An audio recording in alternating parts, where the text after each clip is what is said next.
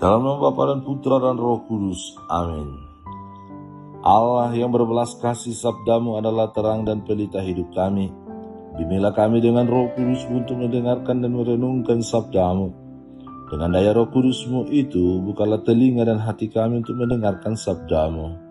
Terangilah budi dan hati kami untuk memahami sabdamu itu. Jernihkanlah hasrat jiwa kami untuk meresapkan sabdamu. Doronglah kehendakmu dan tekad kami untuk mengamalkan sabdamu dalam hidup dan perutusan kami sehari-hari. Amin.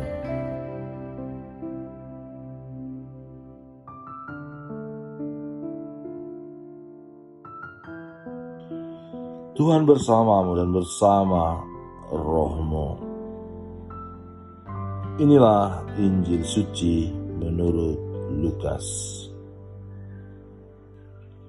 Maka timbullah pertengkaran di antara murid-murid Yesus tentang siapakah yang terbesar di antara mereka. Tetapi Yesus mengetahui pikiran mereka, karena itu ia mengambil seorang anak kecil dan menempatkannya di sampingnya. Dan berkata kepada mereka, barang siapa menyambut anak ini dalam namaku, ia menyambut aku. Dan barang siapa menyambut aku, ia menyambut dia yang mengutus aku. Karena yang terkecil di antara kamu sekalian, dialah yang terbesar. Yohanes berkata, Guru, kami lihat seorang mengusir setan demi namamu, lalu kami cegah orang itu karena ia bukan pengikut kita. Yesus berkata kepadanya, jangan kamu cegah, sebab barang siapa tidak melawan kamu, ia ada di pihak kamu. Demikianlah sabda Tuhan, terpujilah Kristus. Saudara dan saudari yang terkasih, sudah sejak dahulu kala dan sudah merupakan hal yang lumrah, jabatan dan kekuasaan sering diperbincangkan dan diperebutkan oleh banyak orang. Sebab kekuasaan dan jabatan itu mempunyai daya tarik tersendiri, karena di dalamnya ada sesuatu yang menggiurkan dan menarik hati seperti uang, pamoritas, dan kekuasaan. Bacaan Injil hari ini mau mengisahkan bahwa para murid Yesus yang disebut 12 rasul terjebak dalam pertengkaran karena memperbincangkan seputar kekuasaan dan jabatan tersebut. Yakni siapakah yang terbesar, terhebat, terkemuka, dan tersohor di antara mereka.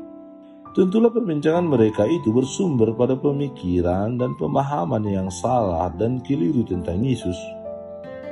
Bagi mereka, pamoritas Yesus di publik, baik di desa-desa maupun kota-kota, dan antusiasme masyarakat yang mau menjadikan Yesus sebagai Raja dunia, membuat para murid berpikir bahwa mereka pun pastilah terciprat atas pamoritas Yesus tersebut.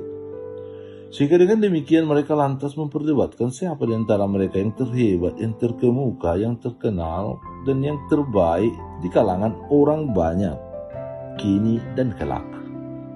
Atas pemikiran dan perdebatan para murid di sepanjang perjalanan pulang tadi, setelah sampai di rumah, Yesus lantas mengingatkan para murid dengan mengambil seorang anak kecil dan menempatkannya di antara mereka dan berkata, yang terkecil di antara kalian, dialah yang terbesar.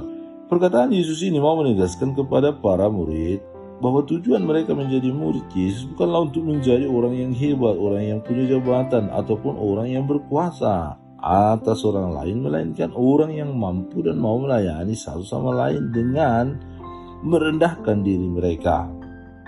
Bagi Yesus, nama atau identitas para murid yang dikenakan oleh para rasul mau menunjukkan bahwa mereka adalah orang-orang yang bersedia mengikuti jejak Yesus sang guru, yakni melayani, merendahkan diri, dan melaksanakan kehendak Bapanya. Saudara dan saudari yang terkasih, hari ini gereja memperingati Santo Hieronymus. Dia adalah seorang imam dan pujangga gereja yang sangat terkenal. Meskipun kehidupan Hieronymus pada masa mudanya kurang benar, namun dengan rendah hati dia mau mengakui kelemahan dan kekurangannya itu dan serta bertobat dan berniat menjadi seorang imam. Setelah menjadi imam, ia mempunyai banyak kemampuan, khususnya mengetahui banyak bahasa seperti Latin, Yunani, dan Ibrani. Kemampuannya itu ia pergunakan untuk membuat terjemahan baru atas seluruh isi Alkitab ke dalam bahasa Latin atas perintah Paus Damasus. Terjemahan kitab suci itu kelak dikenal dengan nama Vulgata. Terjemahan itu disukai banyak orang dan dipakai gereja sebagai terjemahan resmi dan sah. Saudara dan saudari yang terkasih, kerendahan hati sangat dibutuhkan oleh seseorang agar ia tidak terjebak dan terjatuh dalam kekuasaan. Para murid sudah terjebak ke dalamnya sehingga mereka memperdebatkan siapa yang terbesar di antara mereka. Semangat kerendahan hati telah ditampilkan oleh Yesus dalam seluruh kehidupannya. Demikian juga dengan Santo Hieronymus yang hari ini kita peringati. Maka marilah kita memohon kepada Tuhan agar Tuhan melimpahkan kepada kita semangat kerendahan hati, agar dengannya kita mampu untuk melayani dan merendahkan diri di hadapan Tuhan dan sesama. Tuhan memberkati. Allah Bapa yang Maha Kudus, kami bersyukur atas anugerah kehidupan yang Kau berikan kepada kami.